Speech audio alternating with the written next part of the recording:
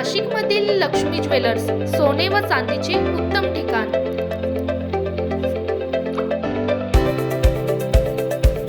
ताज्या बातम्या बघण्यासाठी स्टार लोकशक्ती न्यूज चॅनलला सबस्क्राइब करा आणि बेल आयकॉनला प्रेस करा।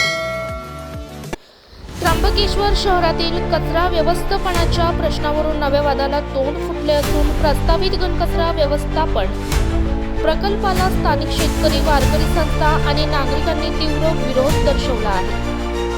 नगर परिषदेने प्रकल्पासाठी निश्चित केलेल्या जागेवर ताबा घेऊन कामाला सुरुवात केली असताना संबंधित जागेवर सध्या उभे पीक असल्याने शेतकऱ्यांमध्ये संतापाची लाट उसळली आहे। या पार्श्वभूमीवर आंदोलन तीव्र करण्याचा आणि उपोषणाला बसण्याचा इशारा देण्यात आला आहे। शहराच्या विकास आराखड्यानुसार आरक्षण क्रमांक 48 अंतर्गत सुमारे 1.87 हेक्टर जागा घनकचरा व्यवस्थापन प्रकल्पासाठी राखून ठेवण्यात आली आहे। नगर परिषदेने या जागेचे भूसंपादन पूर्ण करून निविदा प्रक्रिया राबवली असून प्रत्यक्ष कामालाही सुरुवात केली आहे।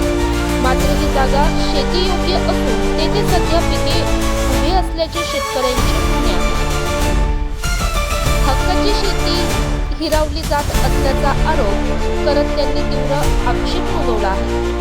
दरम्यान प्रस्तावित प्रकल्पाच्या परिसरात वारकरी शिक्षण संस्था, शाळा आणि आश्रम असल्याने विद्यार्थ्यांच्या आरोग्यावर विपरीत परिणाम होण्याची भीती व्यक्त केली जात आहे।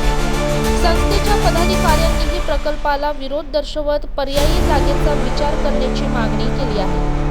स्थानिक महिलांनीही आंदोलनात सहभाग घेत पिण्याच्या पाण्याचे स्रोत दूषित होण्याचा धोका व्यक्त केला आहे। कचरा डेपो झाल्यास दुर्गंधी, रोगराई आणि पर्यावरणीय हानी वाढेल अशी चिंता नागरिकांकडून व्यक्त होत आहे। दुसरीकडे नगर परिषदेच्या अधिकाऱ्यांनी सांगितले की 2019च्या विकास आराखड्यानुसार ही जागा कायदेशीररित्या संपादित करण्यात आली आहे।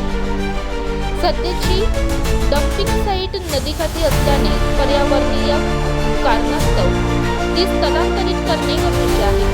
संबंधित जागेचा ताबा अधिकृत पावतीद्वारे नगर परिषदेकडे असून सर्व प्रक्रिया नियमानुसार पूर्ण करण्यात आल्याचा दावा प्रशासनाने केला आहे। शेतकरी व प्रशासन यांच्यातील संघर्ष आता टोकाला पोहोचला असून येत्या 24 तारखेला उच्च न्यायालयात या प्रकरणाची सुनावणी होणार आहे।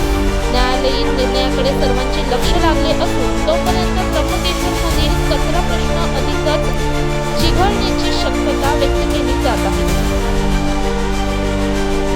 ब्युरो रिपोर्ट रामदास शीतसह स्टार लोकशक्ती न्यूज, त्र्यंबकेश्वर। तरी यांनी दगडांखाली नोटीस ठेवून जायले आमच्या शेतकऱ्याची नुकसान केली यांनी एवढी। आमच्या लेकरा बाळांचं काय करायचं त्याचा काय तर निर्णय केला पाहिजे। तुम्ही उपोषणाला बसणार। जर आमची सोय नाही केली, इथं कचरा आणायचाच असेल तर आमची सोय करायची, नाही सोय केली तर आम्ही उपोषणाला बसणार आहे। त्र्यंबकेश्वर शहराचा जो विकास आराखडा आहे तो 2019 साली मंजूर झालेला होता आणि त्या विकास आराखड्यामध्ये आरक्षण क्रमांक 48 हे घनकचरा व्यवस्थापन जागेसाठी आरक्षित करण्यात आलेलं होतं। जवळपास ही जी जागा आहे ती 1.87 हेक्टर आहे आणि त्र्यंबकेश्वर शहरामधील जो आता एक्झिस्टिंग जी डम्प साईट आहे ती आपली नाथ जो घाट आहे तर त्याच्या शेजारी आहे, नदीकाठी आहे। तर हा प्रश्न कायमचा सोडवण्यासाठी कुंभ प्राधिकरणमार्फत ही जी आरक्षित जागा आहे या जागेवर घनकचरा व्यवस्थापन प्रकल्प कुंभमेळा प्राधिकरणकडून मंजूर करण्यात आलेला आहे आणि रितसर ही जी आरक्षित जागा आहे याचं भूसंपादन हे भूसंपादन अधिकारी नाशिक यांच्यामार्फत करण्यात आलेलं आहे। त्याचा अंतिम निवाडा देखील जाहीर झालेला आहे आणि नगर परिषदेला या जागेची ताबा पावती देखील मिळालेली आहे आणि त्या आधारावर ऑक्टोबरनंतर आपण या जागेसाठी आपण टेंडर्स कॉल केले, ई निविदा कॉल्स केल्या आणि ई निविदेअंती आपण याला कार्यादेश देखील देण्यात आलेले आहेत आणि त्यानुसार आज आपण या आरक्षित जागेवर हे विकास कामांचं सुरुवात आपण केलेली आहे। घाण गुण टाकायला आणली इकडं आम्ही राहायचं कुठं? आमचे लहान लहान पोरं, आमचे गुरंढोरं, आमची शेती ही काही पिकणार नाही।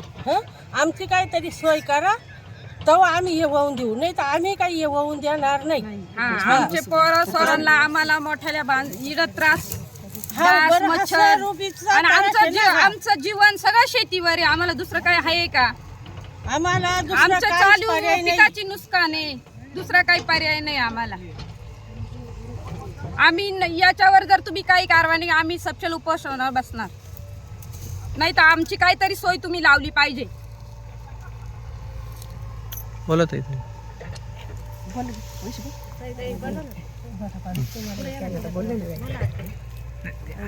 काय नाही बाई, कचरा कुंडी टाकलीच नाही बाई. सर्व शेतकऱ्यांच्या नुकसानी, मालांच्या नुकसानी, लहान लेकरांचं पण नुकसानी. इथं पोरांना काही रोग राग झालं तर कोण त्याच्यावर जबाबदारी घेणार आहे?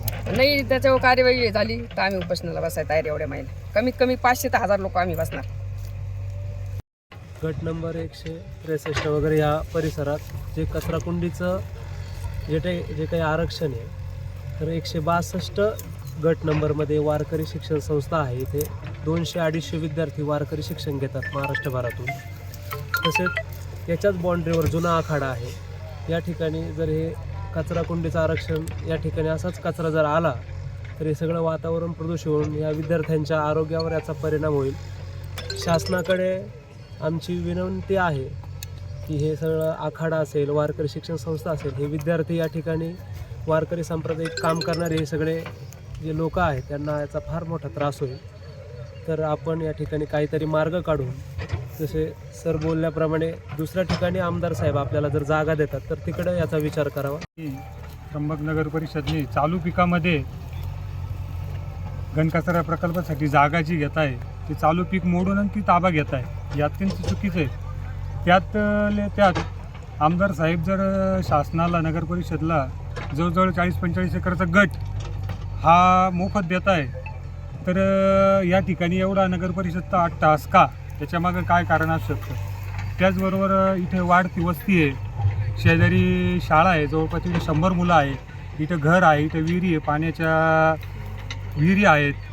तर इथं आरोग्याचा गंभीर प्रश्न उभा राहणार आहे. त्र्यंबक नगरी वाढती आणि तुम्ही या ठिकाणी हा प्रकल्प करताय. उद्या तोच प्रश्न उद्या 10 वर्षांनी इथे येणार. सगळी मानवी वस्ती आज आहे आणि आणखी भविष्यात जास्त वाढल्यानंतर काय परिणाम होईल? त्याचबरोबर इथे हे केल्यानंतर शेतकऱ्यांचे आतोनात नुकसान होणार आहे, जागेचे भाव पडणार आहे, परत पिकांचं नुकसान होणार आहे.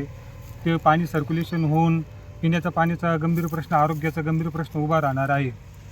हे अत्यंत धोकादायक आहे. तर आमदार साहेब, जर तुम्हाला जागा देता येतं काय अडचण आहे? जर आणि आत्ता ह्या 24 तारखेला हायकोर्टात त्याची तारीख, आमचा दावा पण चालू आहे. दावा चालू असतानासुद्धा त्यांनी या ठिकाणी पोझिशन घेण्याचा प्रयत्न चालू केलेला आहे. तर आमचा सर्व शेतकऱ्यांचा या ठिकाणी प्रचंड विरोध आहे आणि आम्ही लवकरच यासाठी उपोषणाला बसणार आहे. हे जर कुठे थांबवलं नाही आणि आम्हाला जर न्याय मिळत नसेल, शेवटी आम्हाला लोकशाहीतून उपोषणाचा हा मार्ग हा शेवटचा राहील. त्यासाठी आम्ही तो प्रयत्न करू.